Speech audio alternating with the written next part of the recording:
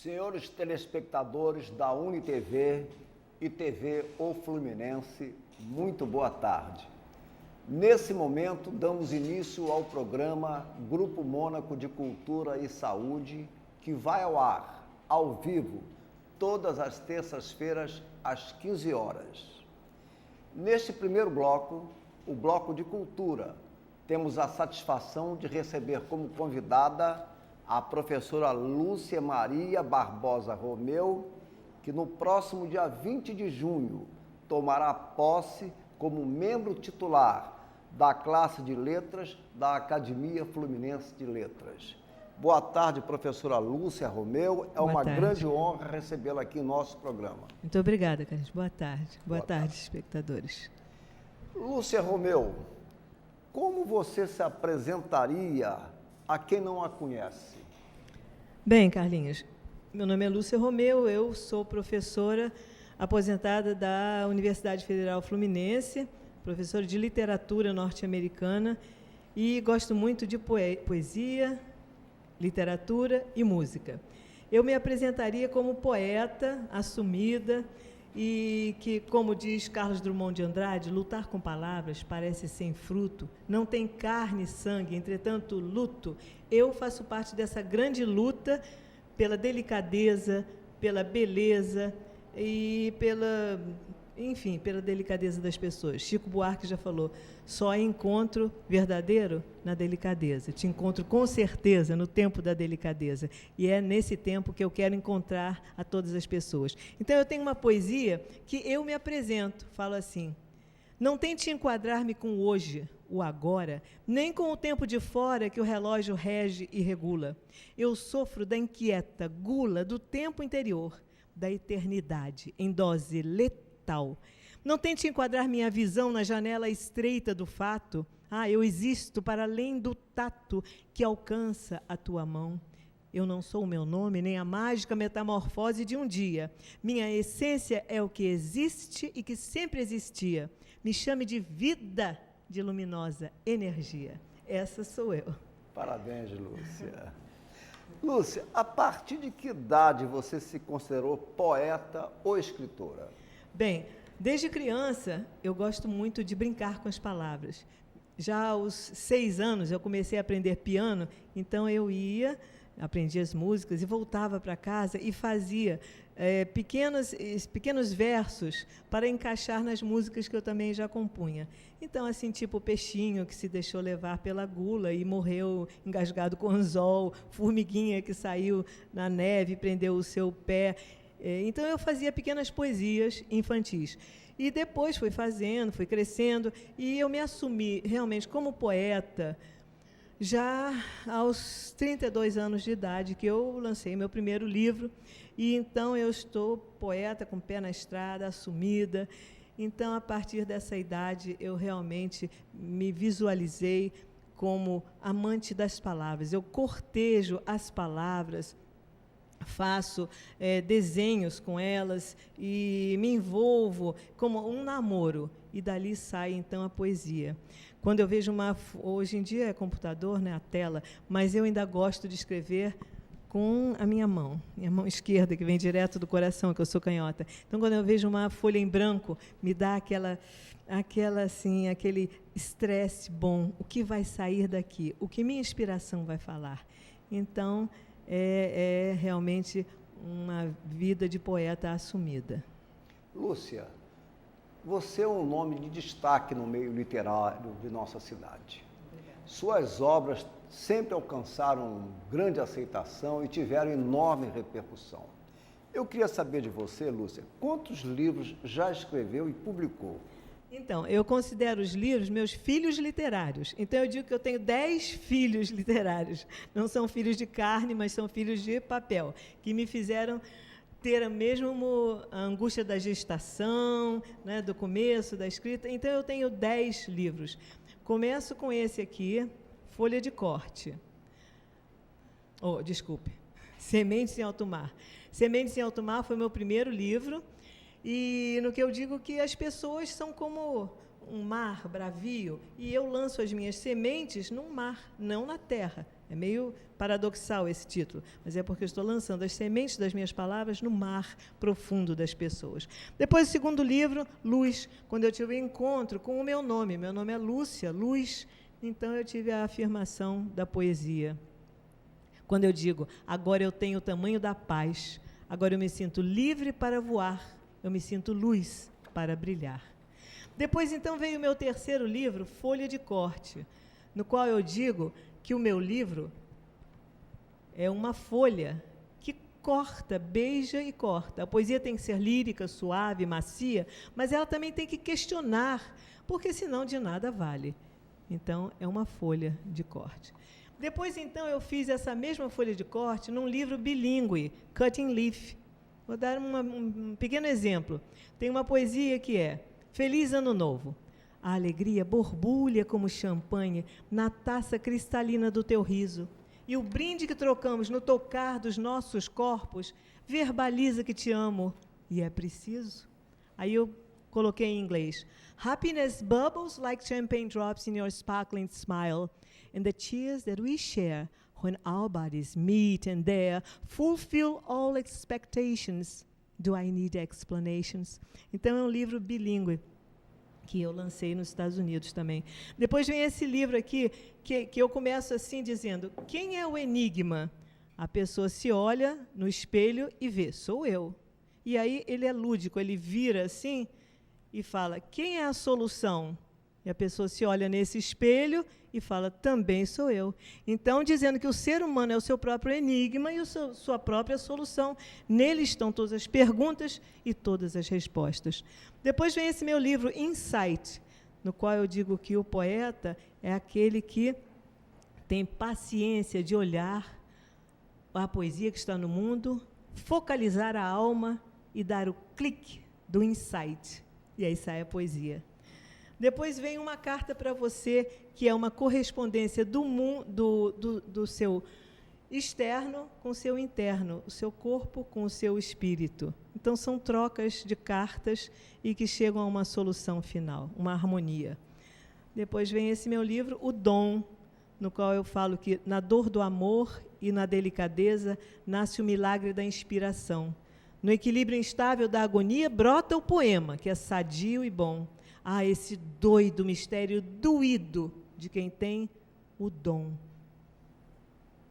E o penúltimo, O Caminho das Pedras, que eu digo que as boas palavras simplificam a nossa vida, não é? Elas nos mostram o escondido caminho das pedras, e eu que tenho a sorte de ter palavras generosas, quero reparti-las com o meu ouvinte, então, que haja uma boa caminhada entre nós. E o meu mais recente, não digo o último, porque já estou escrevendo o próximo. Então, o meu mais recente é esse aqui, O Amor e a Saudade.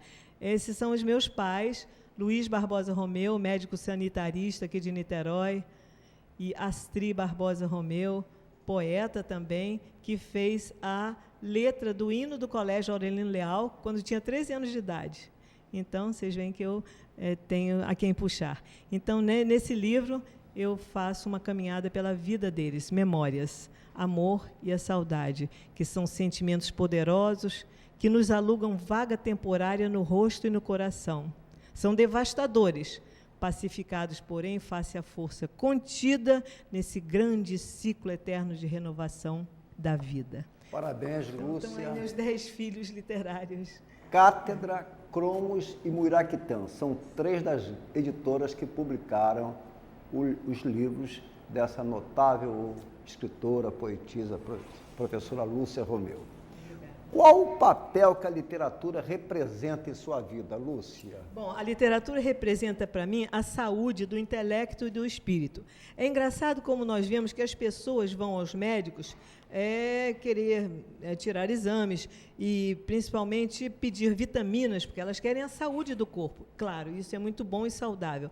Mas não há um médico que fale assim, olha, para você ter uma saúde total, intelectual, espiritual, você tem que tomar suas vitaminas e tem que ler uma página por dia de Shakespeare, de Dante, da Bíblia, de Drummond, enfim, de alguém dos grandes clássicos, porque isso vai fazer a sua vitalidade.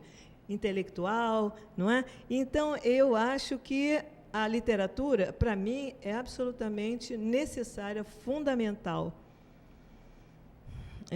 Que nós deveríamos todos procurar essa saúde, né? Ler os clássicos. Porque muita gente só lê esse fast food, quer dizer, só come o fast food dos hambúrgueres, e não se alimenta com uma salada, frutas.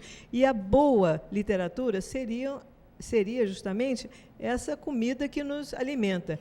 Então, não leia, não se alimente de fast food intelectual.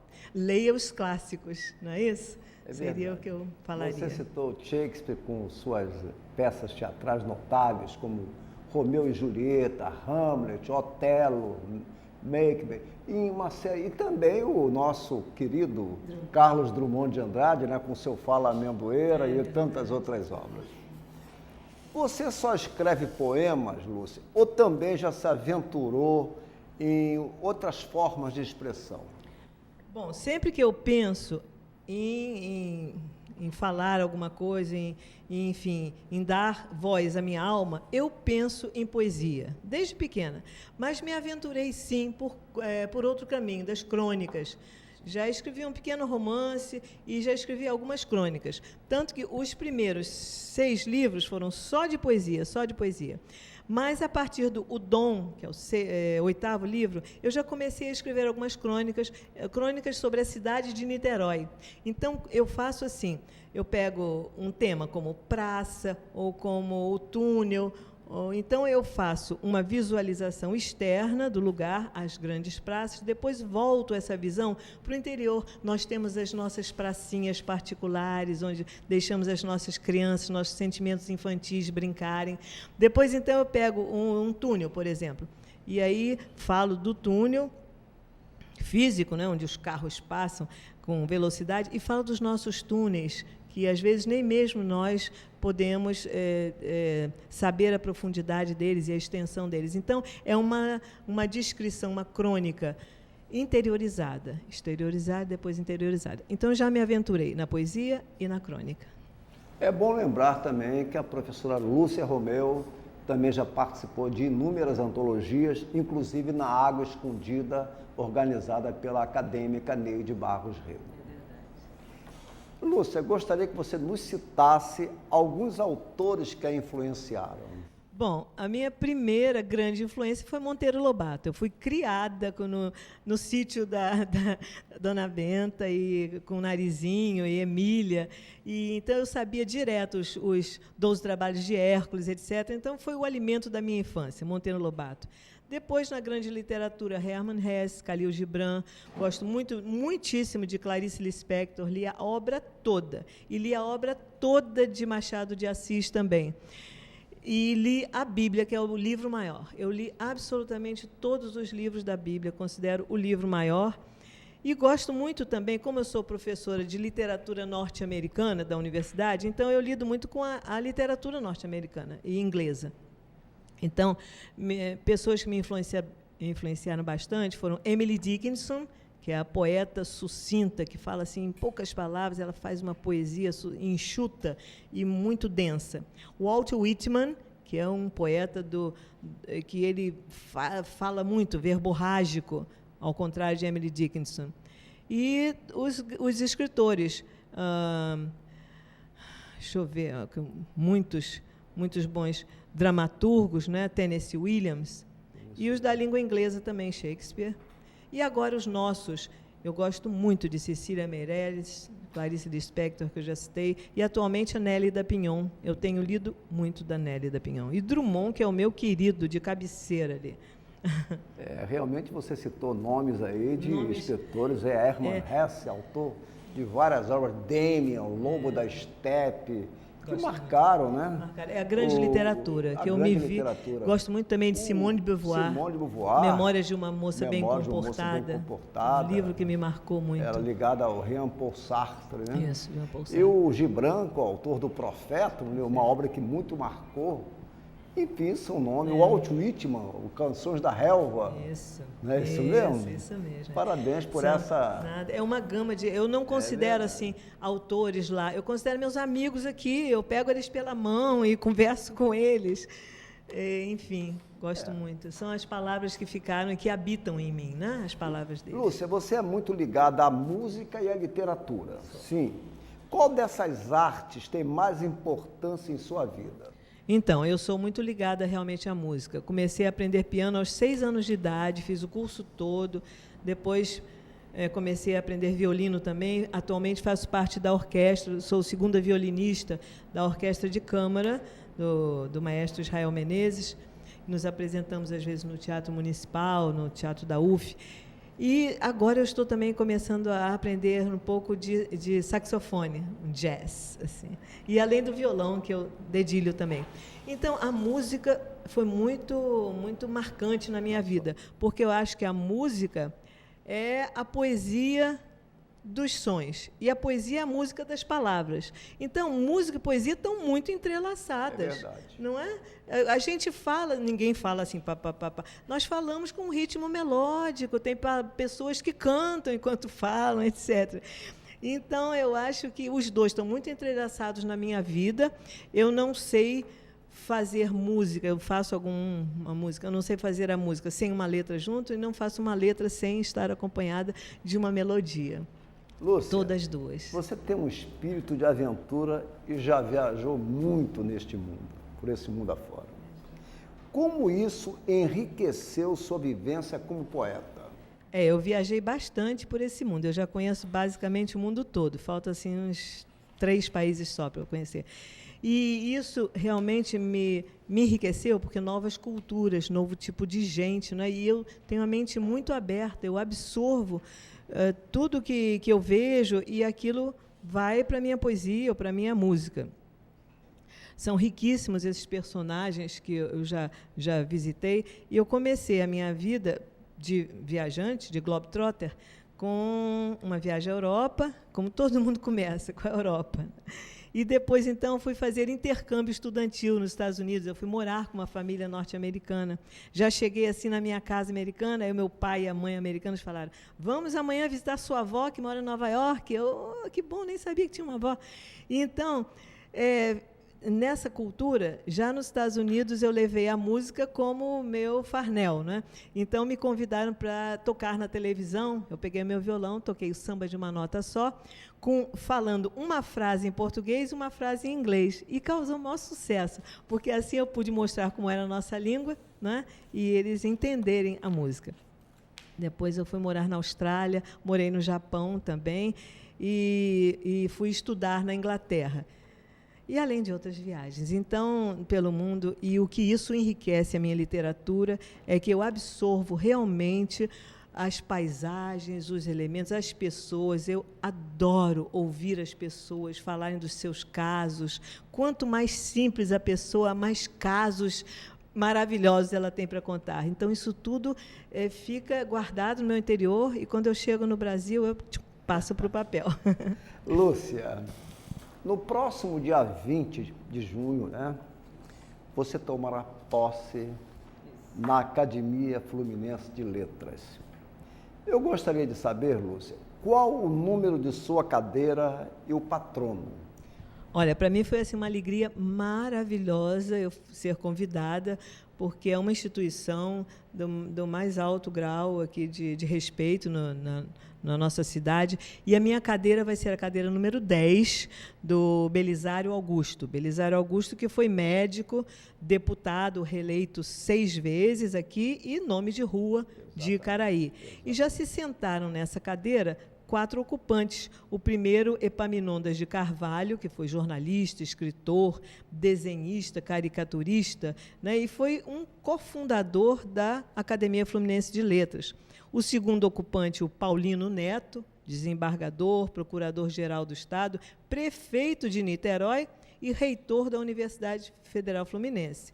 O terceiro ocupante, o José Antônio Soares de Souza, né, que escreveu críticas, artigos, ensaios e muitos livros, dentre eles um importantíssimo, da Vila Real, da Praia Grande à Imperial Cidade de Niterói. E o último ocupante, antes de mim, o Wilton Massa, que é advogado, professor e político, radialista da Rádio Cabo Frio, que editou três maravilhosos livros sobre Cabo Frio. E foi o que ocupou a cadeira antes de mim. Então, eu vou me sentar nessa cadeira maravilhosa, ocupada por pessoas tão ilustres, e eu estou assim, muito feliz mesmo, muito honrada. E, Lúcia, e quem a recepcionará? Quem fará o discurso de saudação? Então, vai ser o José Raimundo Romeu, que é meu primo querido, né? Eu sou Lúcia Romeu, ele é Raimundo, já foi nosso reitor várias vezes, e ele vai ser o que vai me recepcionar, e eu estou assim, muito feliz, muito honrada. E você pertence a outras associações culturais? Eu pertenço, sim, aos Companheiros das Américas, que é uma associação entre Estados Unidos e Brasil, no qual cada estado norte-americano é irmão de um estado brasileiro. E nós, então, somos irmãos do estado de Maryland. O estado do Rio é o estado irmão de Maryland. E o que isso quer dizer? Que há um intercâmbio de estudantes, de médicos, de advogados, enfim, sempre há um intercâmbio entre esses dois estados, né? E dirigido pelo Ronald Rees. E faço parte também do curso da atualização da mulher, que funcionava no Instituto Abel, e no qual senhoras da nossa sociedade iam lá para ouvir palestras sobre várias pessoas que iam falar sobre a atualidade. Eu fazia palestras sobre literatura, cinema, teatro, e elas ficavam todas bem atuais, senhorinhas assim de 60 a 90 anos, todas bonitinhas, arrumadinhas, iam lá e não dormiam não, e ficavam atentas a todas as novidades. E atualmente nos encontramos uma vez por mês para almoçarmos juntas. Eu estou curioso para saber como é que foi a sua emoção ao receber a notícia de sua eleição para a Academia Fluminense de Letras, que é a entidade literária mais antiga aqui da cidade. É verdade, eu fiquei muito vaidosa e muito emocionada por ser escolhida, porque são poucas pessoas, né, que conseguem chegar a esse ponto.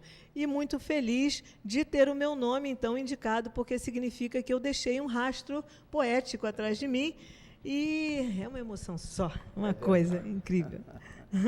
Bom, Lúcia, considerações finais, aproveitando, eu queria também que você falasse como é que você vê o atual movimento literário de Niterói. Bom, o atual movimento cultural literário de Niterói é riquíssimo, riquíssimo. As academias niteroense e fluminense de letras, a ANE, Associação Nacional dos Escritores, Niteroense dos Escritores, Associação Niteroense dos Escritores, e o Calçadão da Cultura, que você está lá à frente, né, a Livraria Ideal, que isso é um caldeirão efervescente de intelectuais. Muito, enfim, excelente na cidade. E eu queria acabar com uma poesia, será que dá tempo de eu ler uma poesia minha? Pode ler, sim. Que é essa aqui, uma questão de vivência. A primeira pedra atingiu-me em cheio, sofri o sangue, a surpresa, a decepção, o vazio. A segunda ensinou-me o desvio, o disfarce, o camuflado, o jogo de cintura. A terceira ensinou-me o rebate, sentir no ar o arremesso e revidar a altura. Depois foram tantas e tão frequentes que me forçaram a reflexão. Veio a sabedoria depois, com a reavaliação. Para resguardar meu espírito, fiz abrigo tão resistente com o material espalhado pelo chão, que atualmente duvido que o danifique ventania ou temporal de estação. Eu agradeço a quem atirou pedras para ferir, pois acabou ensinando-me que pedras são para construir. Muito obrigado. Eu que agradeço. Muito obrigada a vocês.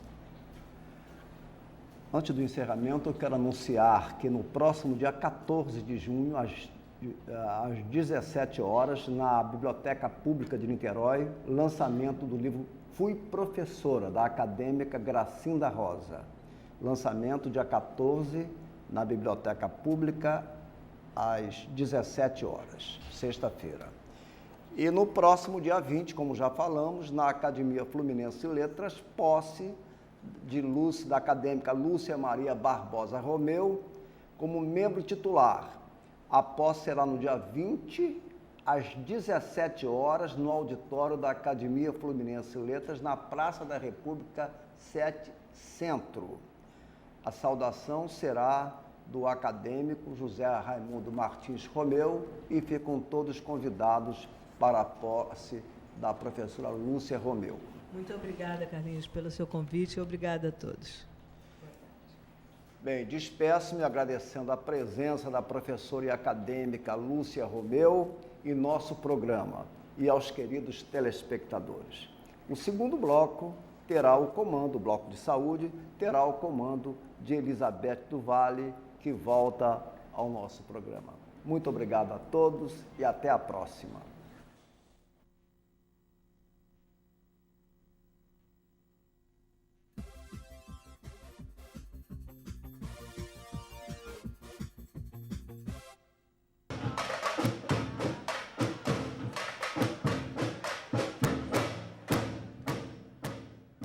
Quem esteve presente no acolhimento estudantil pôde assistir manifestações artísticas de todos os tipos, da música às artes plásticas, passando pelo universo mágico do circo. Bandas e palhaços garantiram a diversão de quem participou do evento.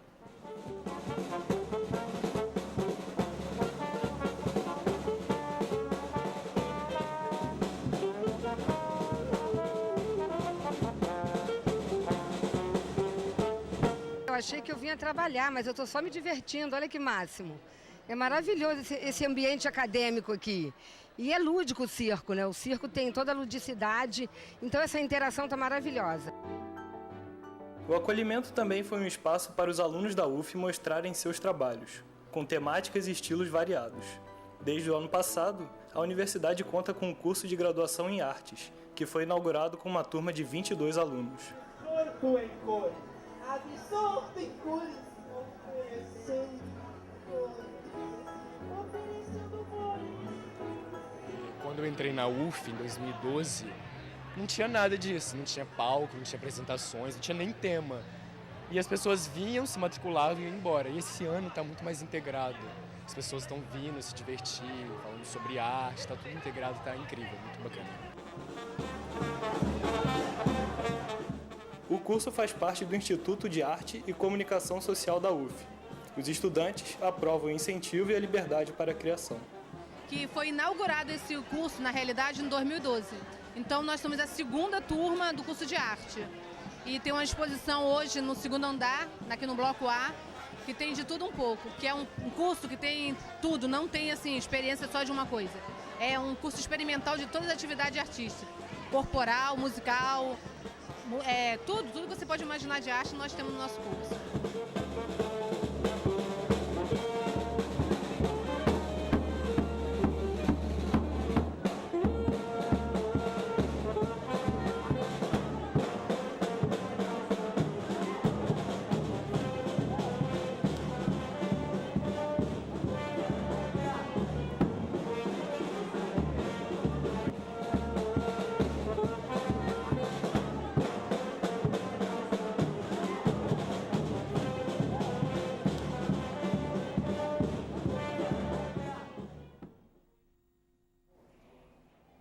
Boa tarde para você que nos assiste. Estamos aqui com mais um Bem-Estar e Saúde. Depois de uma longa ausência por uma dengue que me pegou aí durante um tempo grande, já pela terceira vez. Então, como vocês podem ver, sofri um bocado, né? Muita cama, muita água, muita hidratação, né? Uns quilinhos a menos, mas agora de volta e hoje com uma entrevistada maravilhosa, né? Que teve que aguardar um determinado tempo. Eu já estava ansiosa para entrevistá-la, né? Por essa possibilidade, essa chance maravilhosa dela ter assim muitas virtudes, de ser uma pessoa que eu acho que vocês vão gostar muito dessa entrevista. Então, estamos aqui com a Cristiana Seixas. Cristiana, seja muito bem-vinda. A Cristiana é uma colega, é psicóloga e é formada em letras, né? É terapeuta expressiva, participa de inúmeros movimentos literários, né? E usa, acima de tudo, a literatura como um veículo, não é, para o seu trabalho de psicoterapia, não é isso? Então, vamos falar um pouquinho desse trabalho, como é que ele acontece? Em primeiro lugar, boa tarde. Eu fico muito agradecida pelo convite, pela oportunidade e principalmente para poder compartilhar essa riqueza que é a biblioterapia. E eu fico muito feliz de ter você aqui conosco, né, falando sobre esse tipo de trabalho, já que eu também sou fã da literatura. Né? Então, isso nos identifica muito.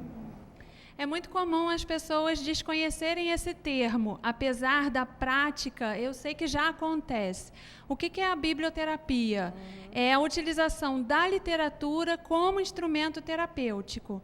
Hoje eu faço isso de duas formas. No consultório, eu tenho formação também em psicologia, como você, então no atendimento clínico, eu tenho lá algumas estantes de livros que eu chamo de farmacinha. Então, de acordo com a questão, com a angústia ou com o que o paciente traz, eu pego algum livro para poder nomear.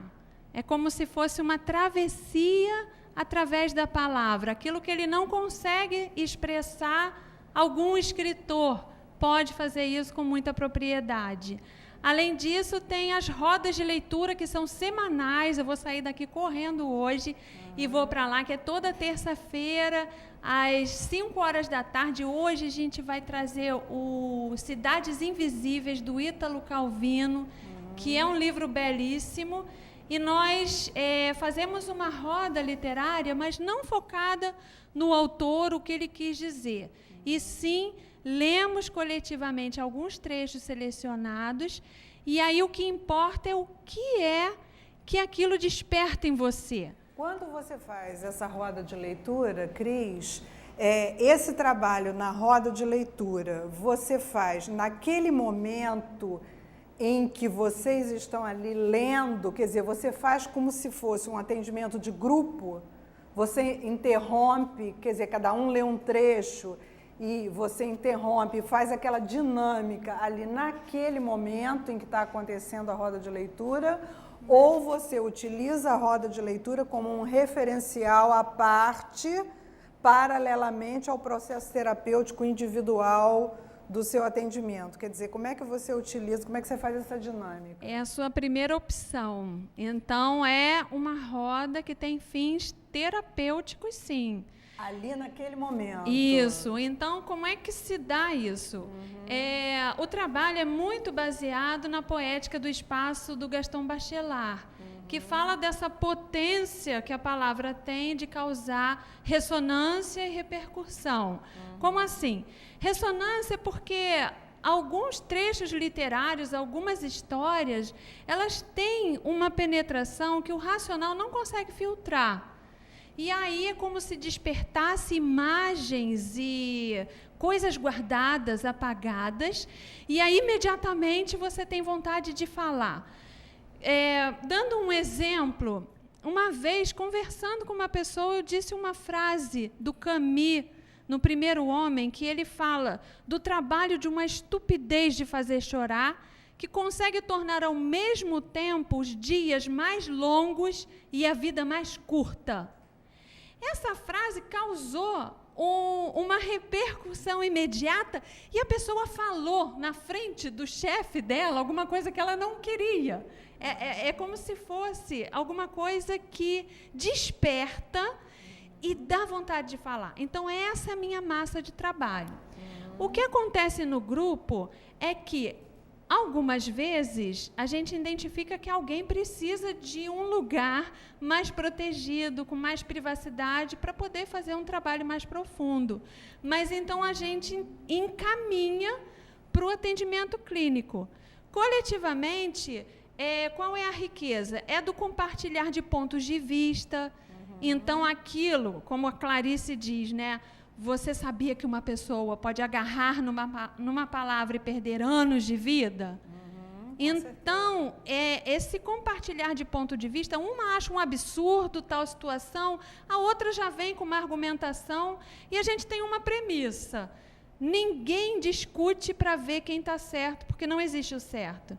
Cada um é convidado a calar, entrar em contato com o ponto de vista do outro e levar para casa. Aliás, o fundamental no processo psicoterapêutico, que é maravilhoso, é justamente o sujeito poder descobrir, né, que tem que tirar os paradigmas, né, tem que tirar a coisa do certo e do errado, principalmente essa coisa de, né, botar isso de lado, né, e ver que tudo é subjetivo, né, que cada um tem que, para você o certo é uma coisa, para o fulaninho é outro, né, cada um tem a sua verdade. Não existe essa coisa da verdade. Tem até absoluta, um livro, né? Que é o Crença e Cérebro, do psicólogo Michael Shermer, que ele confirma cientificamente que ele é um pesquisador, que primeiro a gente desenvolve as crenças e depois a gente usa todo o raciocínio científico, todo o lado racional para confirmar aquilo que a gente acredita, e não o contrário. O que é infernal, né? Porque isso limita muito. Então, a partir... Isso é de um reducionismo, uma coisa pavorosa, né? Uma outra base do trabalho é o Mark Allen Oaknin. Ele é um filósofo e rabino, e ele tem um livro que se chama Biblioterapia. E ele fala do método biblioterapêutico, em que as fases são justamente a identificação onde a pessoa está cristalizada. Ela petrificou em algum lugar. Ela não vê saída. Fixou. Isso. Então, por exemplo, nesses momentos, no consultório, eu costumo ler desse livro Se Obama Fosse Africano, que é do Mia Couto, que é um escritor, um poeta, que ama o Brasil, está querendo morar aqui, né? Olha o que ele diz num trecho desse livro. A esperança é a última a morrer, disse, mas não é verdade. A esperança não morre por si mesma, a esperança é morta. Não é um assassínio espetacular, não sai nos jornais. É um processo lento e silencioso que faz esmorecer os corações, envelhecer os olhos dos meninos e nos ensina a perder a crença no futuro. Então, num primeiro momento, a gente identifica aonde o sujeito cristalizou. E aí, através desse olhar, esse aqui é poemas do Henrique Augusto Chaldon. Ele é um escritor aqui de Niterói, que eu tive a alegria de conhecê-lo. Eu uso muito essa poesia aqui no consultório, que diz assim... Esse que está marcadinho? As feridas não sangram para fora, elas escorrem para dentro, corroem a alma, e nada faz secar as feridas mal curadas, senão abri-las novamente para que esvaziem afinal. Então, primeiro, é um reconhecimento da própria dor, e para se libertar dela, é olhar para ela. Isso é insuportável, né? A gente foge disso a vida inteira. Então, a literatura, principalmente a literatura infanto-juvenil, ela cumpre esse papel com muita leveza. Aqui a gente pode dar uma paradinha para falar da importância da questão da palavra, que o leigo, às vezes, assim, mas eu vou ficar falando para uma pessoa, falando, que besteira. Não, mas as palavras são carregadas de afeto, que é o que você está dizendo, né? Da importância disso, né? Porque toda palavra vem carregada da emoção correspondente a ela. Eu costumo dizer que a palavra, ela ancora as coisas, que é como se ela condensasse os 4 elementos, né? Então, é o ar, porque ela capta o pensamento, é a terra, quando a gente transforma em palavra escrita, é o elemento água, que é o fluir das emoções, e é o elemento fogo, que é um grande transformador. As pessoas não ouvem falar dessa palavra biblioterapia, mas para qualquer um que eu perguntar assim, qual foi o livro que transformou a sua vida? Aquele que tirou o seu tapete, desconstruiu suas certezas, abriu novas perspectivas, fez renascer a esperança. todo mundo tem uma resposta. De uma certa forma, cada um foi tocado. Então, o Bartolomeu Campos de Queiroz, ele costumava dizer que o mundo vai muito além da gente. Então, quando a gente mergulha na literatura, e é um mergulho infinito, a gente entra em contato com esses outros universos e ganha um grande referencial para se trabalhar o humano, que é tão plural, que é tão complexo. Então, sou muito inspirada também no trabalho da Nise da Silveira, que fez um trabalho pioneiro, revolucionário, e que encontrava na poesia. Ela tem um vídeo dela que diz: eu prefiro ler 20 vezes Machado de Assis e Dostoiévski do que estudar os grossos manuais de psiquiatria. É uma verdade. Mas Machado de Assis foi um gênio, né? E Machado de Assis, sem ter nenhum estudo médico, ele revelou-se um grande psicoterapeuta, né? Quer dizer, conseguiu ver os meandros da alma humana como ninguém. Exatamente. Cada um, quando mergulha na literatura, ele meio que ganha essa potência de transformação. Essa visibilidade, né? É uma coisa natural, né? É por isso que eu procuro participar de vários grupos que trazem esse fomento literário para entrar em contato com isso tudo. Então, tem um curso da intemporalidade do drama humano, que a gente vai ver lá atrás o Shakespeare, Oscar Wilde, o Goethe e tantos outros, o Gogol, Chekhov, escrevendo coisas que são muito atuais. O próprio Dostoiévski, né? Então, isso dá um embasamento grande. Participo de um outro clube de leitura que é bem democrático. O grupo escolhe um livro e se encontra uma vez por mês para partilhar as suas percepções. E é incrível, porque parece que são 40 livros diferentes. E outra coisa, as grandes escolas psicológicas, como a psicanálise, né? Quer dizer, Freud foi um literato de primeira linha, tanto que foi prêmio Goethe. Né? Quer dizer, acima de tudo, quer dizer, o pai da psicanálise foi um camarada que, em termos de literatura, foi um gênio também. Ele leu muito o Dostoiévski. Pois é. Então, a começar por aí, quer dizer, você vê, tanto foi gênio que trouxe justamente a questão do conceito de inconsciente. Quer dizer, sem o conceito de inconsciente, como é que a gente ia trabalhar com psicoterapia? Você tocou num ponto essencial, assim, que a literatura que toca mais é aquela que desce mais no inconsciente. Então, uma mestre disso é a Clarice Lispector.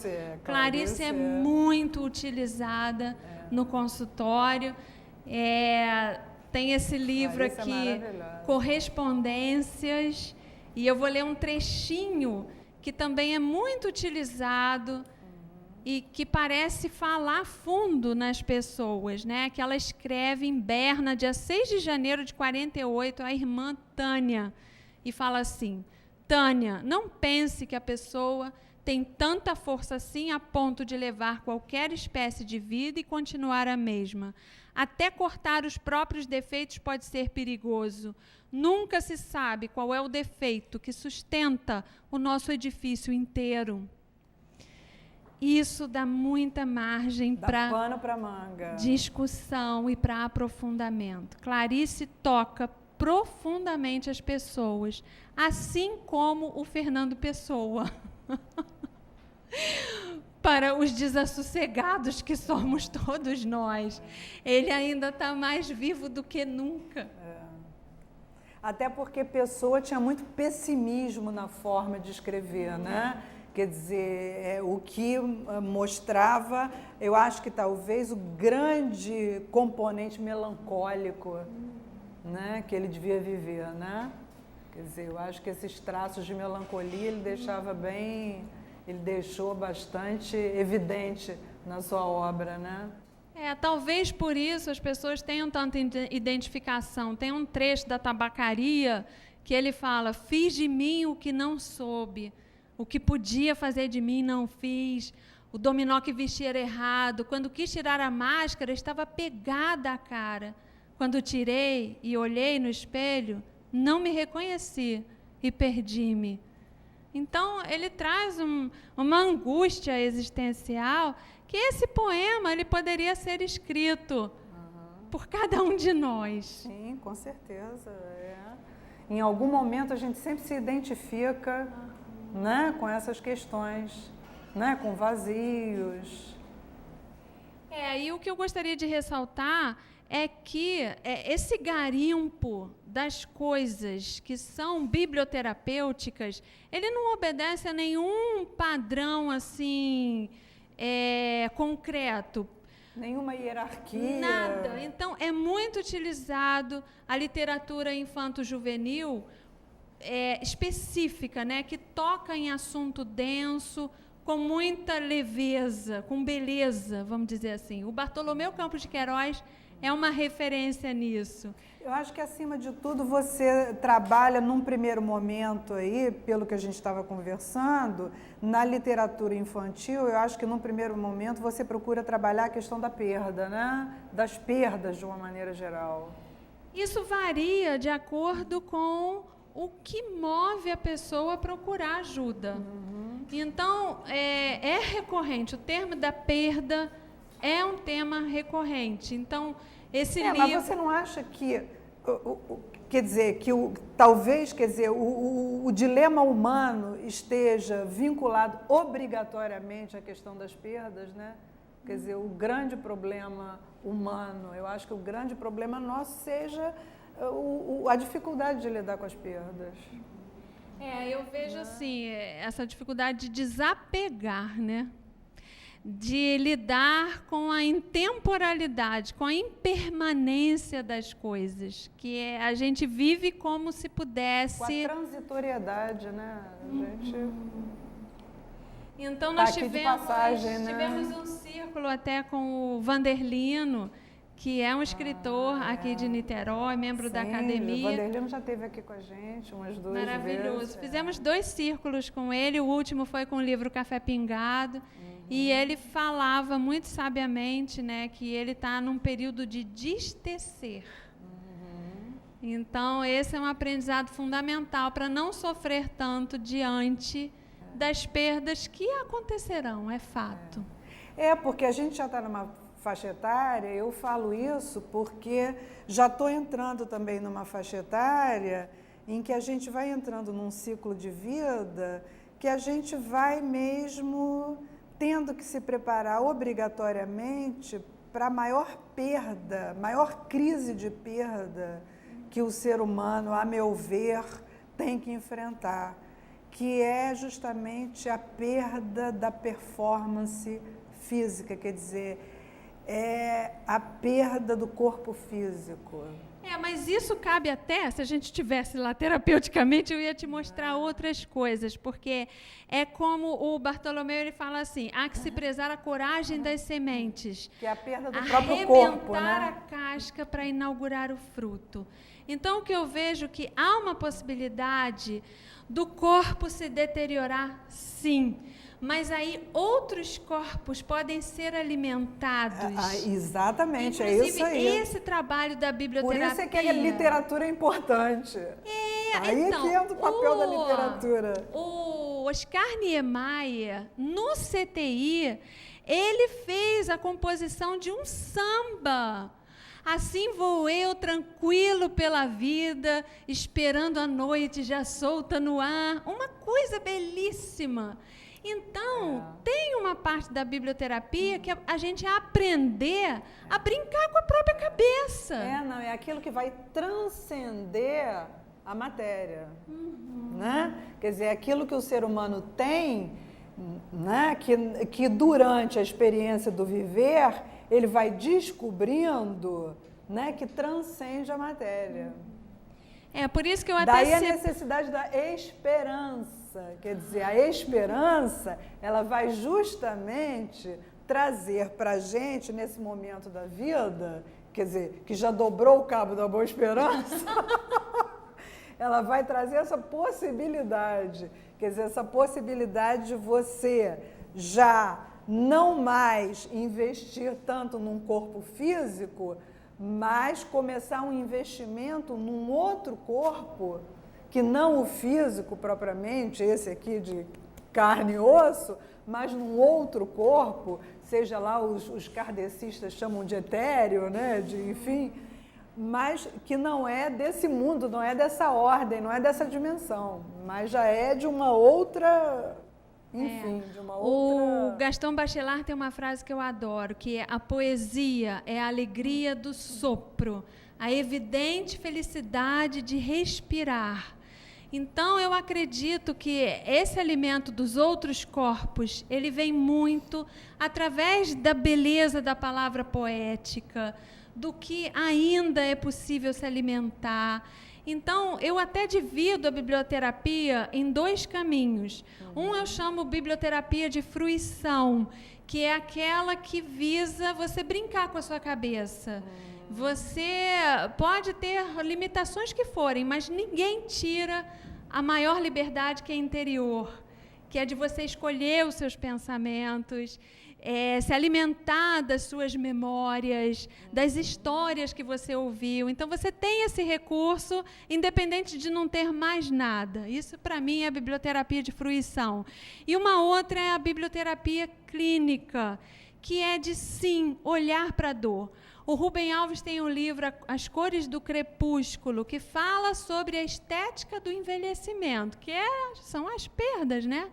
Então, ele diz assim, eu estou aqui no hospital e eu gostaria que algum amigo meu permitisse que eu falasse da morte, porque todos vêm e falam assim, não vai acontecer isso não, você vai sair dessa. E ele falou assim, não, eu quero alguém que olhe para mim e que diga, sim, pode falar, estou escutando, o que você quer que faça depois que você partir, com quem vai ficar tal coisa, faz o quê? Então, ele fala, eu quero que alguém acolha o que eu estou sentindo. A minha demanda, né? E me ouça, e deixe eu falar. Então, é um trabalho mesmo de acolhida, porque mesmo que não adiante, vamos dizer, pelo menos está expressando, está esvaziando. E, Cris, eu não queria que você fechasse sem antes a gente falar da importância desse trabalho terapêutico dentro dos CTIs. É o meu sonho, eu estou buscando isso. É o meu também. Estou buscando isso já há algum tempo. Como as equipes dos CTIs, dos hospitais de uma maneira geral, precisam desse tipo de trabalho. Como elas necessitam desse tipo de apoio, tanto o doente que está lá e seus familiares, como a própria equipe que dá atendimento aos doentes desses espaços fechados, como elas precisam desse tipo de trabalho. O hospital é um lugar que se trata do corpo físico.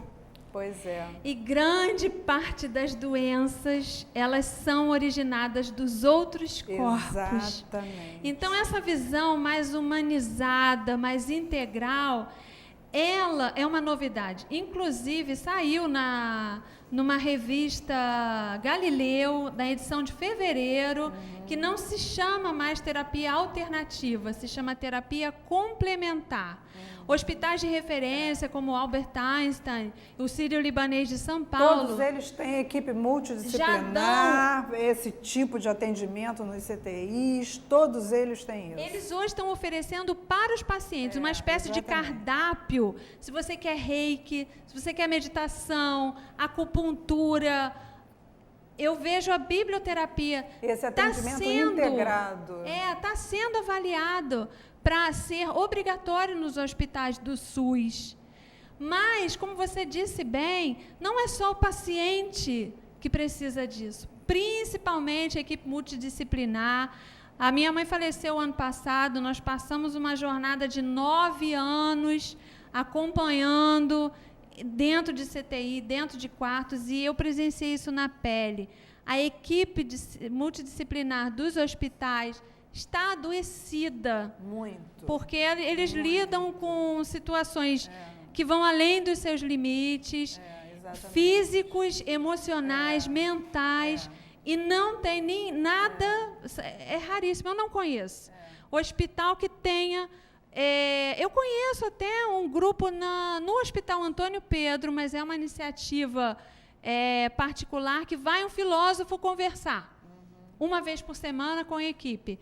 Mas eu vejo assim, que através da biblioterapia, a gente poderia fazer rodas, uma vez por semana, provocadas por algumas poesias, por alguns trechos, e deixar fluir, né, todas essas angústias, as dificuldades, partilhar isso, expressar isso, para poder estar preparado para cuidar do outro. É um ambiente de saúde. Infelizmente, o nosso tempo esgotado. Deixa seu contato, tá? Bom, eu tenho um site, é www.cristianaseixas.com.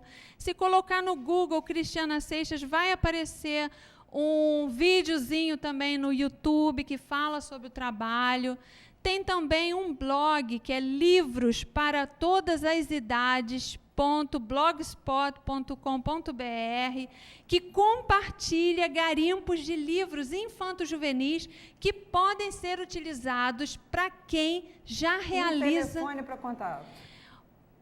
21, que é Rio de Janeiro, 8727-4199. E eu agradeço muito. Querida, olha, em breve faremos mais uma entrevista, porque não deu para a gente falar o que a gente gostaria.